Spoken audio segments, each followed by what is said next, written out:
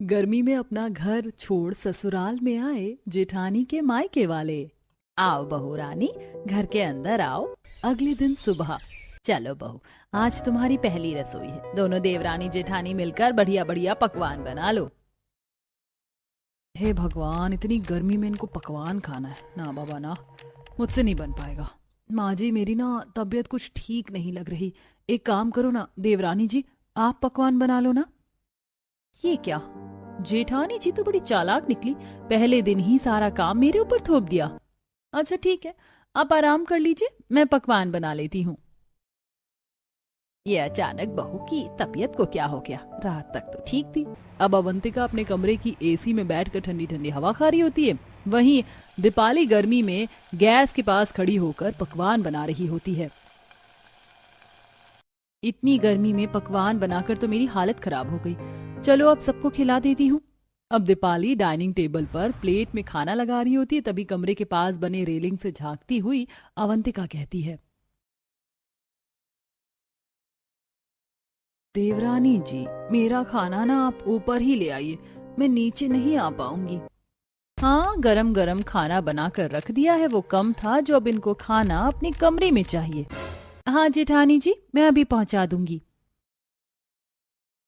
ये मेरी बड़ी बहू का कुछ ज्यादा ही हो रहा है। जब से आई है तब से अपनी देवरानी के ऊपर ऑर्डर करती जा रही है बस। इसी तरह शाम को पूरे दिन गर्मी में काम करके मेरी हालत पंचर हो गई है। जाती हूँ अब अपने कमरे की एसी में बैठने।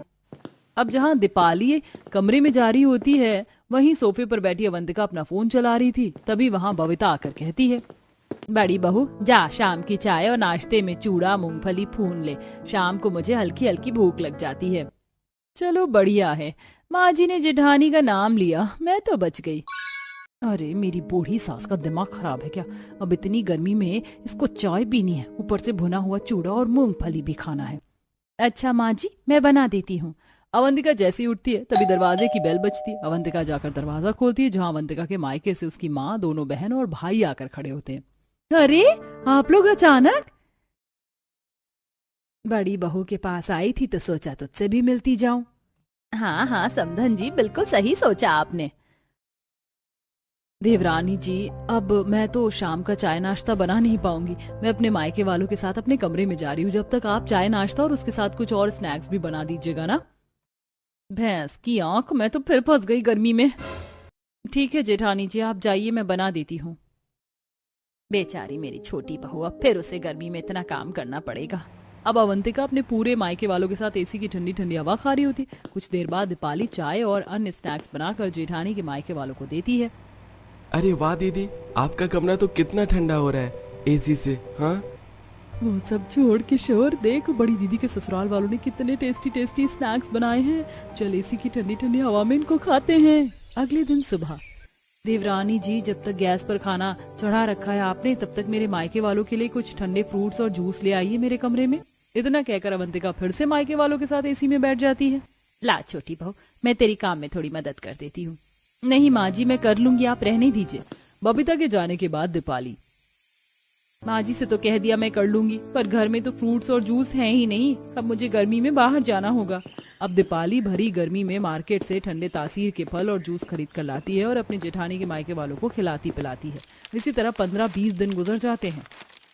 बहुत दिन हो गए, अब हमें अपने घर जाना चाहिए। इतने दिन बेटी के ससुराल रहना ठीक बात नहीं है। हाँ माँ चलिए। अगले दिन सुबह, ठीक है बेटी, अब मैं चलती हूँ। ठीक है माँ, अपना ध्यान रखिएगा। चलो बढ़िया, ये लोग जा रहे हैं। ऐसे ही कुछ दिन गुजरते हैं। माँ कितनी ज्यादा गर्मी लग रही है। इससे अच्छा तो हमारी दीदी का एसी वाला ससुराल है, वहाँ गर्मी का बिल्कुल एहसास नहीं होता। गर्मी तो मुझसे भी बर्दाश्त नहीं हो रही है, रुक मैं फोन करती हूँ अवंतिका को। अरे माँ, आप गर्मी में परेशान मत होइए, आप यहाँ आ जाइए, मेरे यहाँ तो अच्छी खासी एसी लगी हुई है। ठीक है बेटी, मैं कल आती हूँ। अब अगले दिन सावित्री पूरे परिवार को लेकर बेटी के ससुराल पहुँचती है। अरे समधन जी, आप अचानक? वो समधन जी, मेरी थोड़ी तबीयत ठीक नहीं थी, फिर यहीं डॉक्टर के पास आई थी तो सोचा अपनी बेटी से भी मिलती जाऊं।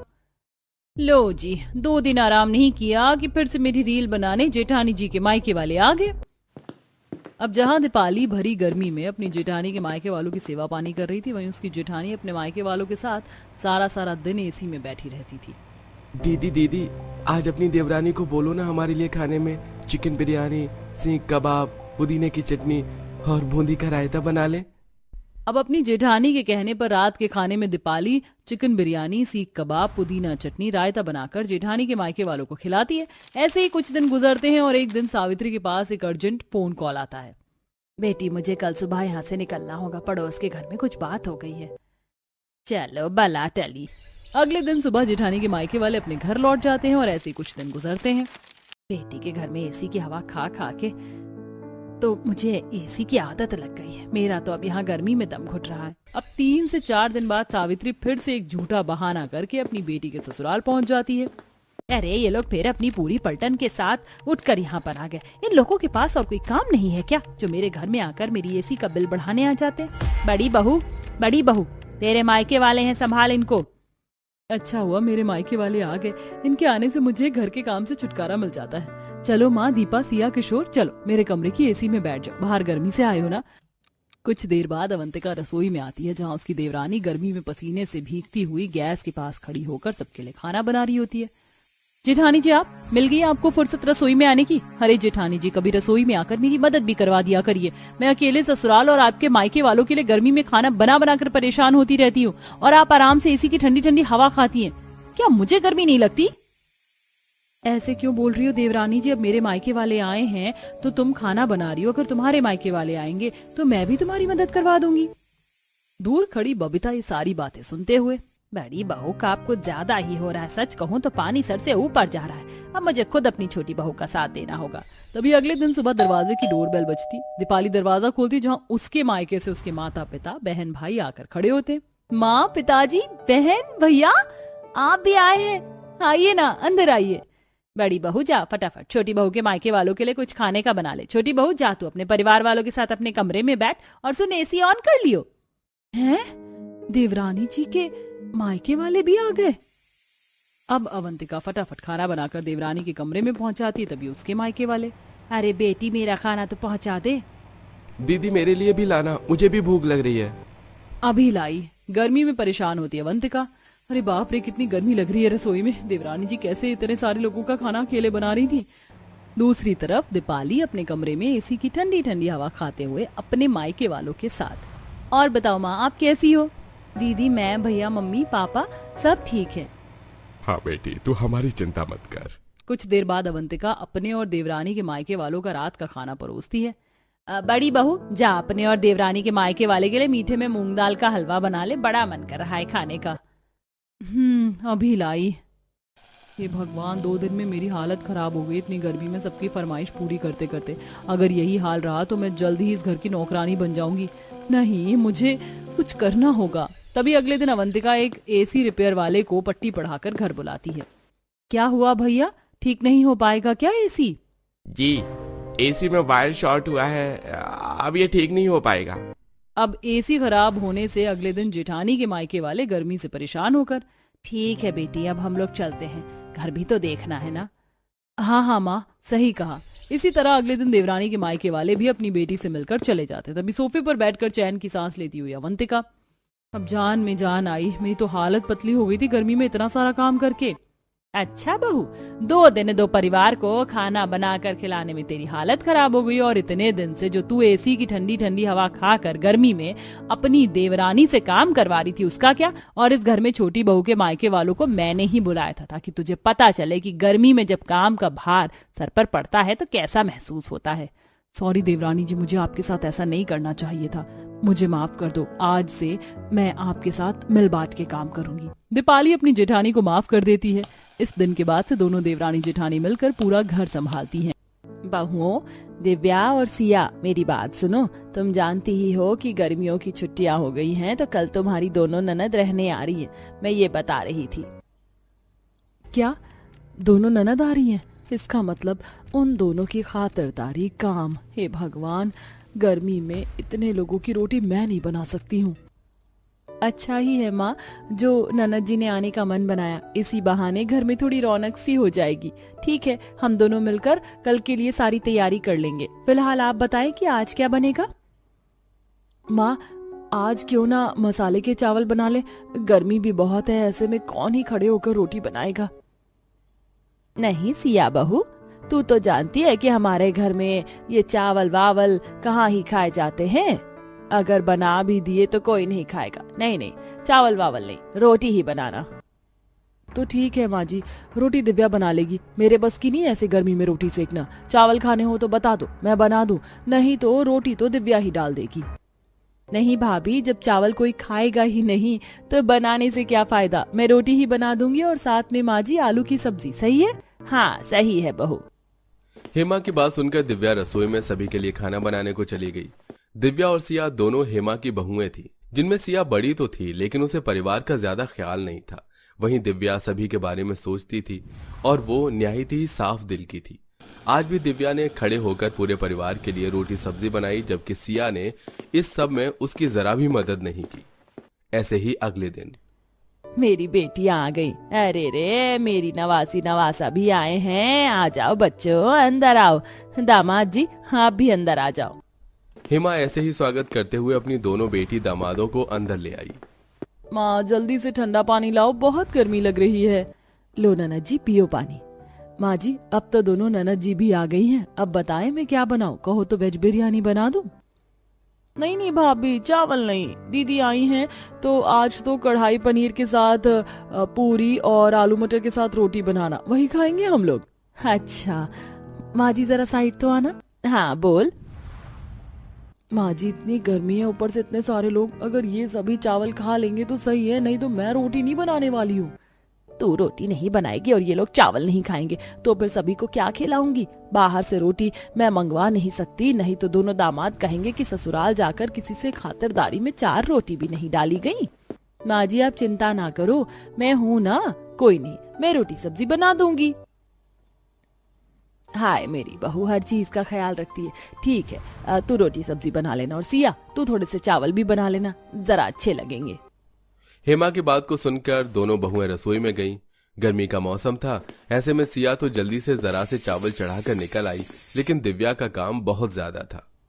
मैं, माँ जी, जेठानी जी, चारों ननद जी, देवर जी, दोनों ननद जी के पति, बच्चे, पापा, हे भगवान कितने सारे लोग हैं। कम से कम 50 रोटियां बनेंगी।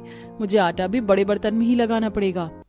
दिव्या बेचारी गर्मी में सभी के हिसाब से आटा लगाने लगी। बड़ी ही मेहनत से सभी का आटा गूंथ जाने के बाद उसने सब्जी की तैयारी की। हे भगवान, मेरा तो सारा पानी इस आटे को लगाने में ही निकल गया, लेकिन अभी तो ये मेहनत से रोटी बनानी बाकी है। चल दिव्या, काम पर लग जा। दिव्या ने ऐसे बोलकर रोटी बनाना शुरू कर दिया। इस बीच वो पूरी पसीने में नहा गई। कुछ देर के बाद सिया रसोई में अपने चावल देखने आई। अरे हाँ, चावल तो नरम हो गए हैं। अरे दिव्या, तुम्हें कितना पसीना आ गया है। और बनो महान कि तुम ही सारी रोटियां बना दोगी। सिया दिव्या की मदद करने के बजाय और उसे ताना मारकर चली गई।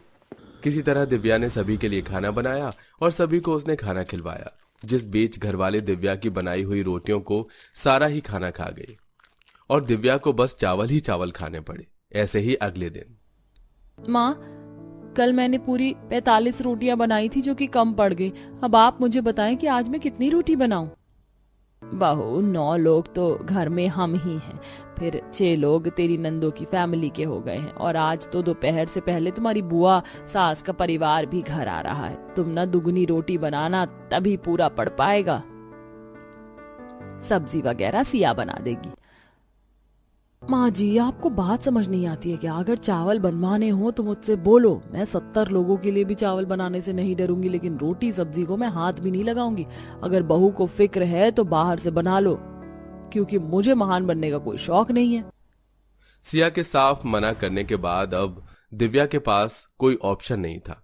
दिव्या ने ही सभी के लिए आज फिर से रोटी सेकने की जिम्मेदारी ले ली, जिसके लिए वो आज सुबह से ही लग गई थी। दोपहर तक जाकर दिव्या ने सभी के लिए रोटी बनाई। अब बुआ सास का परिवार भी आ चुका था, तो फिर दोनों बहुओं ने मिलकर सभी को खाना खिलवाया।